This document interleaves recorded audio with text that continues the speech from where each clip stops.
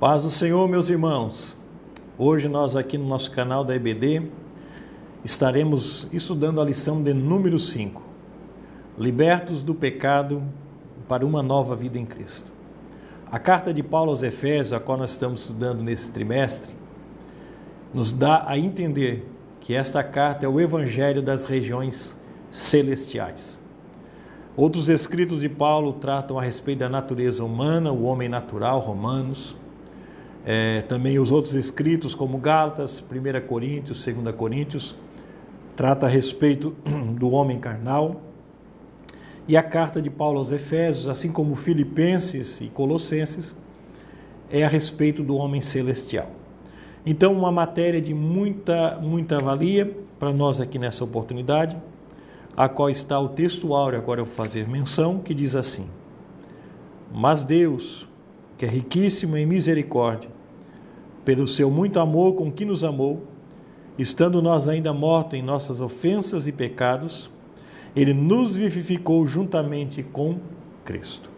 A verdade prática: por meio da maravilhosa graça divina, fomos libertos do pecado, perdoados e salvos da condenação, e ainda recebemos o direito à vida eterna. A nossa leitura bíblica em classe está em Efésios capítulo 2, verso 1 ao verso de número 10. Se você ler toda a carta aos Efésios, você vai ver que existem 7 palavras significativas nessa carta. A palavra graça, ela aparece por 12 vezes. Espiritual e espírito, 18 vezes. Celestial, 5 vezes. Mistério, 5 vezes. Corpo, 8 vezes. Andar, 8 vezes. Tudo relacionado a andar, andaste ou caminhastes. E em, a preposição em, 97 vezes, a respeito da nossa vida em Cristo, a nossa união em Cristo ou estar em Cristo. A leitura bíblica em classe diz assim: E vos vivificou estando vós mortos em ofensas e pecados, em que no outro tempo andastes, segundo o curso deste mundo, segundo o príncipe das potestades do ar, do espírito que agora opera nos filhos da desobediência, entre os quais todos nós também, antes, andávamos nos desejos da nossa carne, fazendo a vontade da carne e dos pensamentos, e éramos, por natureza, filhos da ira, como os outros também. Aqui entra a ação de Deus, ao verso 4. Mas Deus, que é riquíssimo em misericórdia, pelo seu muito amor com que nos amou, estando nós ainda mortos em nossas ofensas, Ele nos vivificou juntamente com Cristo, ou em Cristo. Pela graça sois salvos. E nos ressuscitou juntamente com Ele, e nos fez assentar nos lugares celestiais em Cristo Jesus, para mostrar nos séculos vindouros as abundantes riquezas da sua graça, pela sua benignidade para conosco, em Cristo Jesus. Porque pela graça sois salvos, por meio da fé. Isso não vem de vós, é dom de Deus. Não vem das obras, para que ninguém se glorie, porque somos feitura sua, criados em Cristo Jesus, para as boas obras, a qual Deus preparou para que nós andássemos. Então nós vamos estudar nessa lição 3 pontos principais. Nós vamos refletir sobre a nossa natureza pecaminosa. Nós vamos falar que fomos vivificados pela graça de Deus e que a nossa salvação não vem das nossas obras, ela vem de Deus. O nosso articulista, ele coloca aqui pontos principais, a qual nós estaremos decorrendo. E ele aborda 3 situações importantes, 3 doutrinas fundamentais da cristandade. A primeira é a soteriologia, a salvação. Segundo, a martiologia, a doutrina do pecado. E terceiro, uma doutrina um pouco esquecida em termos que é a doutrina da regeneração. A doutrina da regeneração ela tem uma base muito fundamentada na palavra de Deus. Por quê? Porque Paulo diz aos Romanos 3:23 que todos pecaram e todos estão destituídos, carecem da glória de Deus.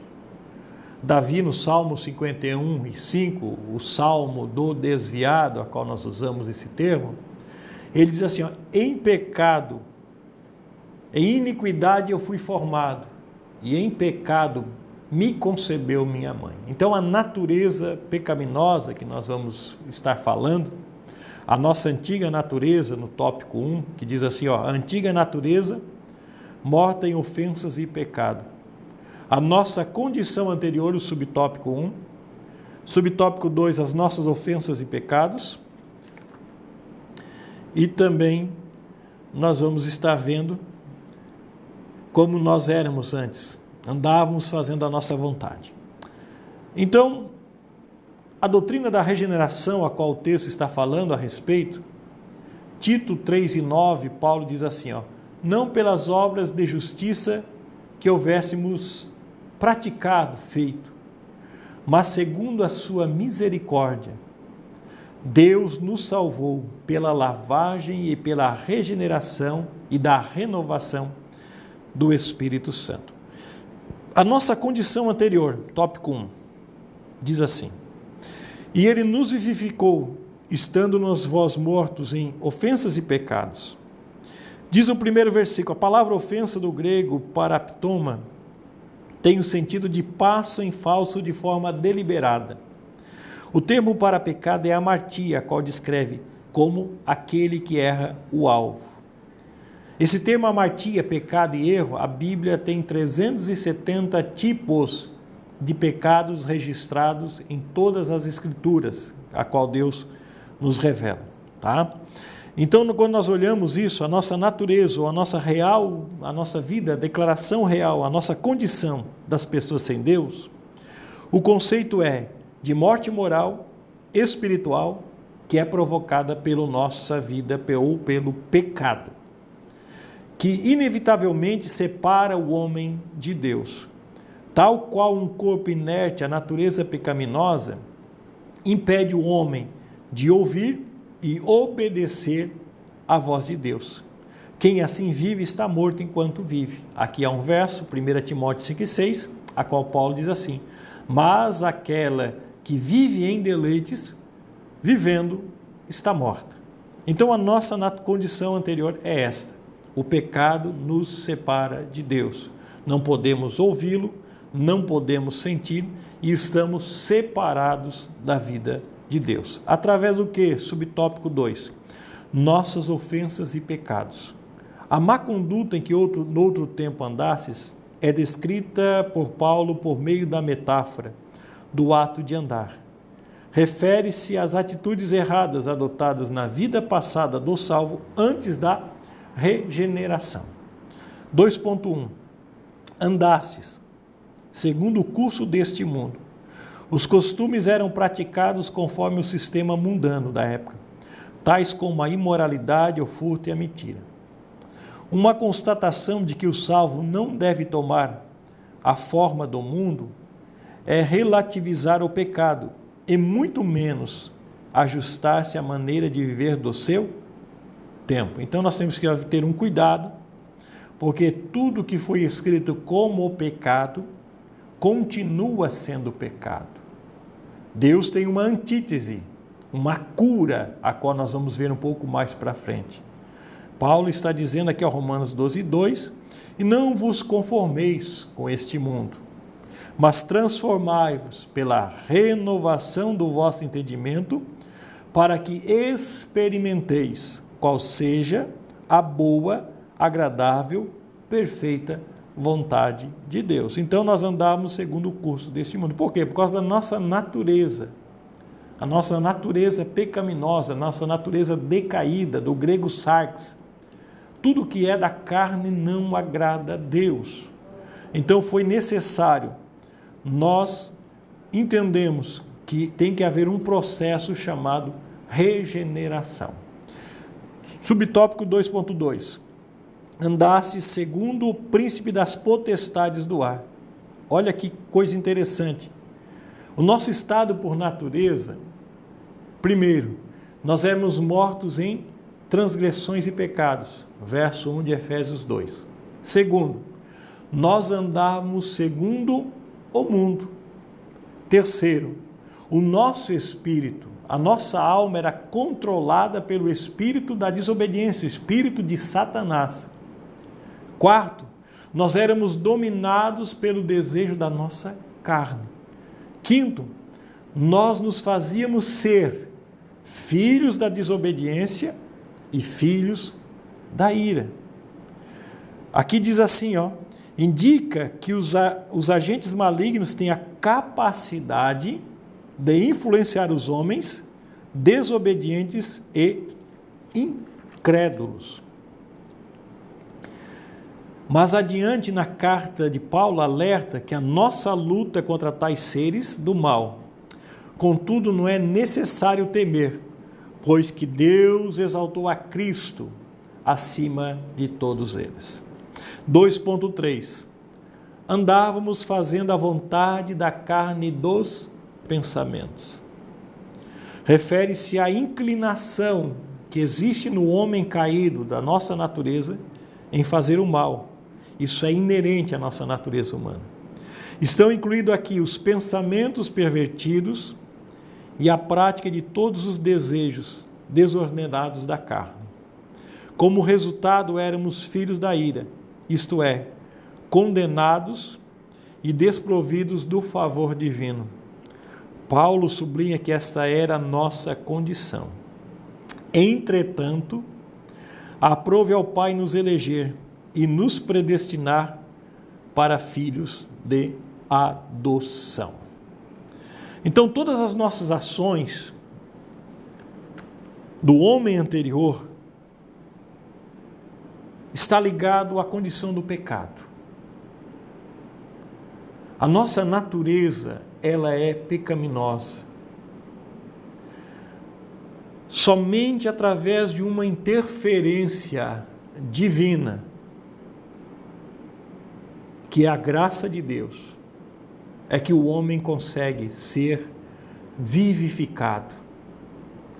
O espírito humano, nós somos seres tricotômicos, espírito, alma e corpo.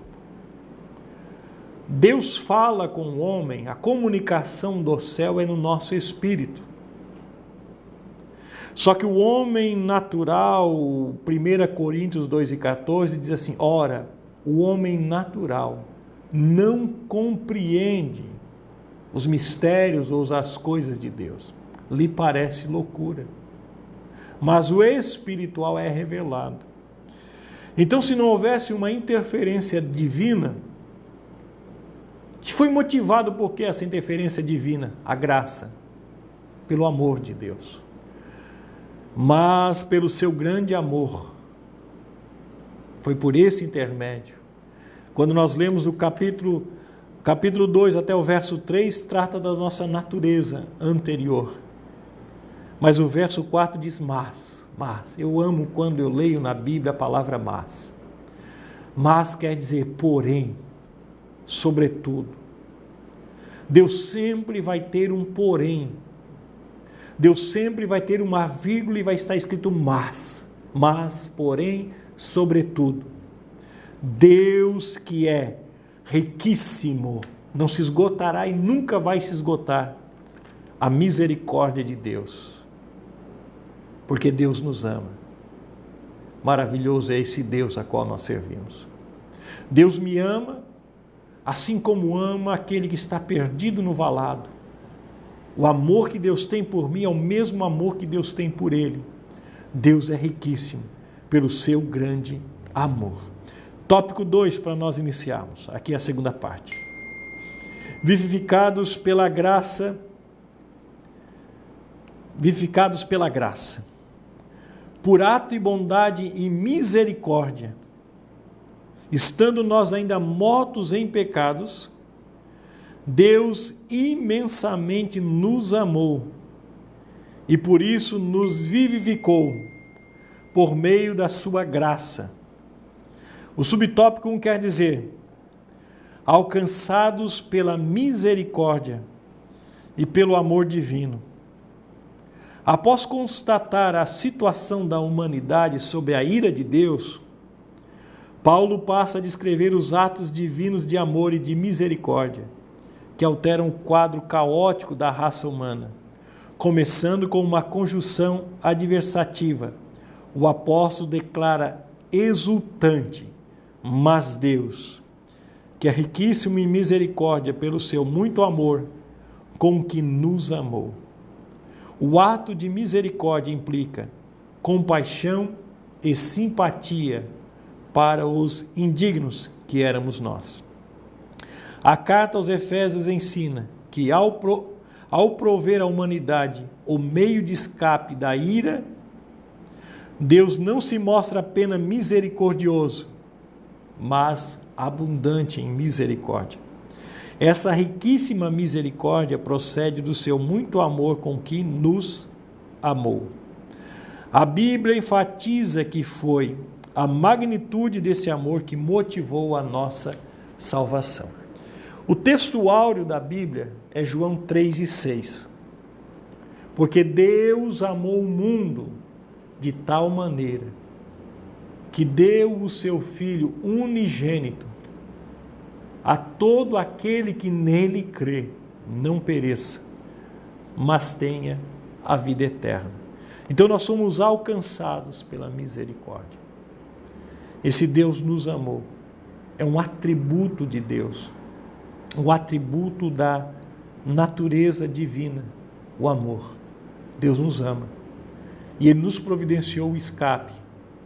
Pela graça nós somos vivificados. Vivificados por sua graça.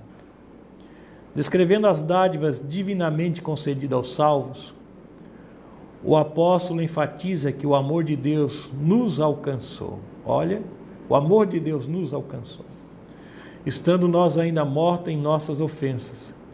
Isso significa que não éramos merecedores desse amor, mas que mesmo assim Deus nos vivificou, juntamente com Cristo. Essa frase quer dizer que nascemos de novo, não estamos mais mortos, pois Cristo nos deu vida outra vez. Fomos vivificados sem mérito algum, não é por meritocracia, tá? É por mérito divino, tudo foi efetivado por meio da graça, é um favor imerecido. Nós não merecíamos, mas a graça de Deus nos vivificou. O nosso espírito, como disse Jesus para Nicodemos, João 3,3, Nicodemos, necessário é-vos nascer de novo, o novo nascimento, efetuado por Deus, pela atuação do Espírito Santo como agente desta obra. Exaltados por sua graça. Subtópico 3. O apóstolo dos gentios ainda destaca que o poder de Deus nos ressuscitou juntamente com Ele e nos fez assentar nos lugares celestiais em Cristo. Observe que a palavra juntamente indica que Deus concede ao homem os mesmos benefícios alcançados por Cristo. Quais são? O articulista fala: a ressurreição, a vida eterna e o galardão nos céus. E assim, ao conceder tais bênçãos aos homens, Deus mostrou as abundantes riquezas da sua graça. Deste modo, ratificamos que a salvação e seus privilégios são conferidos pela imensurável graça de Deus, o favor divino imerecido. O pecador passa da morte para a vida. Ele é salvo. E o privilégio que ele tem qual é? A vida eterna.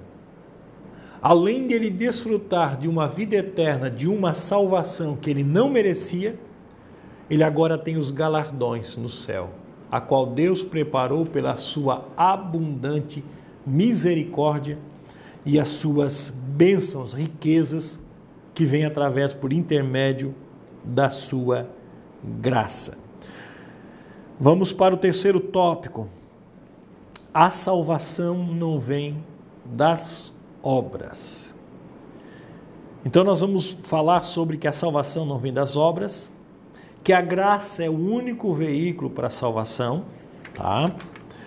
E também as obras são uma evidência do salvo. Eu não pratico boas obras para ser salvo. É o que nós vamos estudar aqui. Nós vamos ver que o único meio para a salvação é a graça. É pela graça, por meio da graça, por intermédio da graça. Ela é o veículo da salvação. É o que nós vamos estar vendo aqui. A origem e o resultado da nossa salvação não provém das minhas obras, mas é pela graça, através da fé, e é um dom que Deus concede a nós. Nós vamos ver que é uma interferência divina, a graça de Deus. Diz aqui, em Efésios 2, 8 e 10, Paulo revela que a salvação não depende de obras humanas, porque pela graça sois salvos por meio da fé. Porém, uma vez salvo, o crente deve praticar as boas obras. Subtópico 1 diz assim, a graça como meio da salvação. A salvação inclui a libertação da morte, da escravidão do pecado e da ira vindoura. Ao mesmo tempo, ela permite ao salvo desfrutar de todas as bênçãos espirituais descritas na leitura bíblica em classe. Então, a graça, ela nos livra do pecado, nós somos libertos do pecado, mas não da presença do pecado. O pecado continua nos rodeando, mas o poder do pecado em nós somos libertos. Então nós somos libertos da escravidão do pecado, da ira vindoura, que virá sobre o homem não regenerado, ou sobre o homem que vive na iniquidade. Então nós temos os privilégios que Deus nos concede, e é um privilégio das bênçãos espirituais. Portanto, a salvação é o livramento do poder da maldição do pecado e da morte, e é a restituição do homem à comunhão com Deus. É uma bênção concedida a todos que recebem Cristo como Salvador. Os nossos pecados fazem divisão entre nós e Deus. Agora, pela graça, eu tenho acesso a Deus. Eu tenho privilégios perante Deus por causa da graça, e eu desfruto dessas bênçãos espirituais. A palavra graça é a tradução do grego charis, ou charis, que significa favor imerecido. Ela mostra que a iniciativa para tornar possível a salvação veio da parte de Deus, e por meio da graça que Deus ativa o livre-arbítrio e capacita o pecador para que responda com fé ao chamado do Evangelho. Todavia, ainda assim, o ser humano é livre, o homem tem a liberdade, o livre-arbítrio, a liberdade de escolha, para escolher entre os dois caminhos, salvação e perdição. A sua liberdade, a liberdade da humanidade, não foi eliminada. O homem não é um bonequinho controlado por Deus. Não. Ele tem o livre-arbítrio, a responsabilidade humana, mas existe a soberania divina que está trabalhando a respeito de todas as coisas. A graça pode até ser resistida pelo homem. Por isso que Jesus fala, quem deu crédito, quem ouviu, quem quiser, e dizia a todos. Então o Evangelho é uma mensagem universal. Algumas pessoas vão resistir à graça.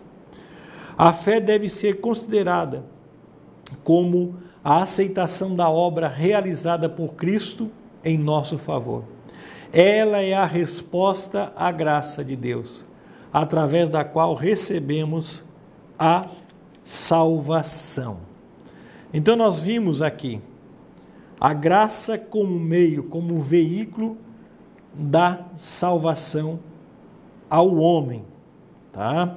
O que através disso acontece no homem? O novo nascimento, pela fé, o arrependimento, metanoel do grego quer dizer mudar de ideia, mudar de pensamento, concerniente para melhor, ou metanoia quer dizer uma real mudança que ocorre após o arrependimento produzido pela fé, a qual nós temos o veículo da graça, que nós entramos e desfrutamos desta bênção. A conversão é a volta da alma para Deus, e a regeneração é Deus voltando a alma para Ele mesmo, o propósito de Deus. Deus não criou o homem para a ira, diz Paulo, mas para a aquisição da salvação por intermédio de Jesus Cristo. Então nós somos salvos pela graça, esse veículo de Deus. O resultado é que em Cristo nós fomos ressuscitados dentre os mortos. Em Cristo nós estamos sentados nos lugares celestiais e através de Cristo Ele vai nos colocar à nossa disposição as abundantes riquezas da sua graça, pela sua bondade. Nós vamos ler agora as obras como evidência da salvação. Subtópico 2 do tópico 3. Aqui Paulo usa duas negações para endossar a origem da salvação. A primeira expressão é: isso não vem de vós, não é produzido por mim. Isso não vem de vós, trata da salvação pela graça, que provém de Deus. A segunda é, e ratifica, que a salvação não vem das obras. Não vem de jeito nenhum por aquilo que você faz, tá? Paulo está dizendo, não é porque você é bom e não é porque você pratica boas coisas que você é salvo. Ele está aqui argumentando que não é por recompensa de nenhum ato humano. Essa afirmação exclui a possibilidade de alguém ser salvo por esforço pessoal. Não é por esforço pessoal, não é por mérito, não é por bondade sua, não é por a tua idoneidade, tua hombridade, não pela tua transparência, não. Todos carecem da graça do novo nascimento, da regeneração. Todos eram pecadores, nós andávamos segundo o curso deste mundo, então nós precisamos da salvação. Como a salvação, diz aqui a lição, é uma realização divina. Agora, somos feitura sua, criados em Cristo para as boas obras. É uma transformação ocorreu. Agora em Cristo, eu sou uma nova criatura. 2 Coríntios 5,17. Se alguém está em Cristo, nova criatura é. As coisas velhas se passaram e tudo se faz novo. O negócio é estar em Cristo.